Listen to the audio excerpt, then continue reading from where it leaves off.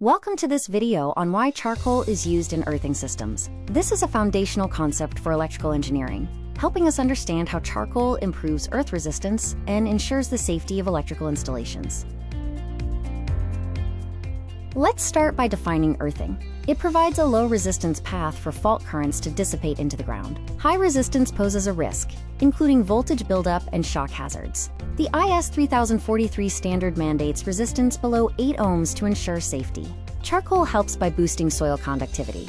Its porous structure retains moisture, which is critical since dry soil is a poor conductor.